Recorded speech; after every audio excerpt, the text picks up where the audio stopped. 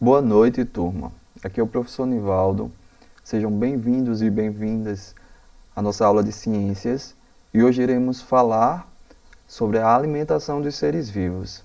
O processo de alimentação, ele é um processo muito importante para todos os seres vivos, porque esses seres eles necessitam obter os nutrientes e muitos desses nutrientes eles são obtidos pelas mais diferentes formas de alimentação. E isso vai variar dependendo do tipo de ser vivo que estejamos considerando.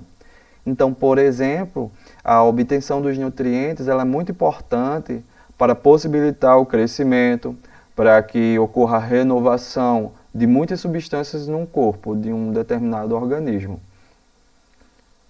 Existe, de maneira geral, dois tipos de seres vivos, que são aqueles seres que são capazes de realizar, de produzir, melhor dizendo, seu próprio alimento. São seres conhecidos como autótrofos, e como exemplo deles tem-se as plantas e as algas. E por outro lado, existem os seres que são incapazes de produzir seu próprio alimento. É o caso dos seres chamados de heterótrofos. Como exemplo, tem-se os animais, nós, seres humanos também, somos seres heterótrofos.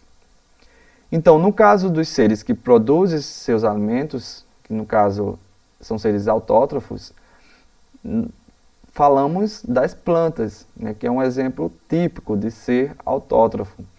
E essas plantas, elas obtêm, né, seu alimento através de um processo chamado de fotossíntese. Para realizar a fotossíntese, essas plantas elas possuem uma substância chamada de clorofila, é o que dá a coloração verde a essas plantas e que em contato com a luz solar, essa clorofila ela reage e aí possibilita com que ocorra esse processo de fotossíntese.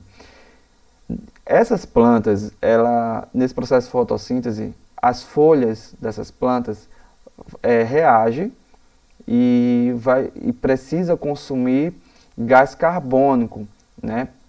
E através das raízes essas plantas consomem água e também minerais. E nesse processo, como produto resultante, vai ser gerado tanto gás oxigênio, né, muito importante para os seres de respiração celular, e seres aeróbicos, como no nosso caso, o ser humano, e vai produzir também, no final desse processo, a glicose.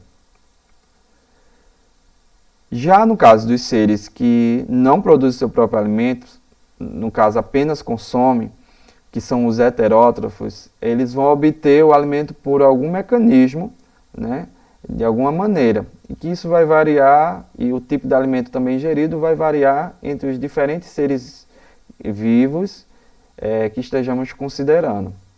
Então, de acordo com o tipo de alimento que consomem, os animais eles podem ser classificados nos seguintes grupos, que são os herbívoros, carnívoros, detritívoros ou onívoros. Vou falar um pouco sobre cada um desses grupos.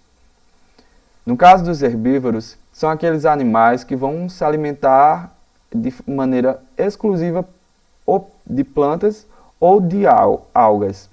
São aqueles animais que estão em contato, né, são em contato diretamente com os seres que produzem seu próprio alimento. Né? No caso da vaca, no caso da capivara, como eles se alimentam de plantas e as plantas elas produzem seu próprio alimento, os herbívoros eles estão se alimentando exclusivamente desses seres que produzem seu próprio alimento. Então, os seres herbívoros significa isso, que eles se alimentam ou apenas de plantas ou algas. Já no caso dos animais carnívoros, são aqueles que de forma exclusiva eles se alimentam de outros animais ou de parte desses animais. É o caso, por exemplo, da onça, do leão, lontras, javali, entre tantos outros. Os animais detritívoros são aqueles animais que se alimentam de outros animais mortos ou de plantas mortas. Por exemplo, o urubu, né, que está sempre se alimentando de restos de animais mortos. Tem as minhocas também, que se alimentam de restos de plantas mortas. Então, os seres detritívoros significa isso, né, que eles se alimentam ou de planta ou de animais mortos. E por último, temos os animais que se alimentam de maneira um pouco mais diversificada, e são chamados de animais onívoros, porque eles podem se alimentar tanto de outros animais quanto de plantas. Por exemplo, o lobo-guará, né, o avestruz, o jabuti. Então são apenas alguns exemplos de animais que têm essa maior flexibilidade na sua dieta alimentar, né? Então pode, ora, estar se alimentando de outros animais ou de plantas e tem essa plasticidade maior. Vou falar agora, diante de tudo isso que a gente comentou até então, sobre essa questão da alimentação, falar um pouco como é que funcionam as cadeias alimentares e quais os componentes de uma cadeia alimentar. E podemos nos questionar o que vem a ser uma cadeia alimentar, né? Então, uma cadeia alimentar nada mais é, de maneira bem direta, uma sequência de seres vivos que, nessa sequência, nessa relação que eles apresentam entre si, um ser vai estar servindo de alimento para o outro. Então, nesse processo, cada organismo vai estar ocupando um nível chamado nível trófico diferente dentro da cadeia, né? Então, eu vou falar um pouco agora para vocês como é que isso funciona. Então, dentro de cada cadeia alimentar, podem ser encontradas 3 categorias, que são a dos produtores, a dos consumidores e a dos decompositores. No caso dos produtores, são aqueles organismos capazes de produzir seu próprio alimento.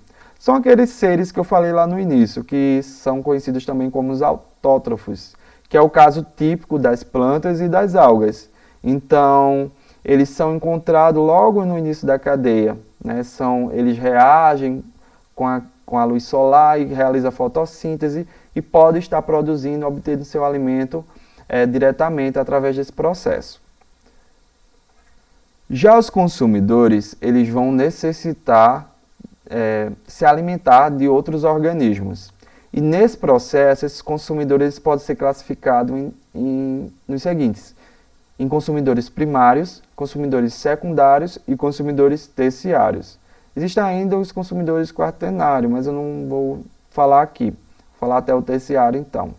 Então, os consumidores primários, eles são aqueles consumidores que se alimentam diretamente dos produtores.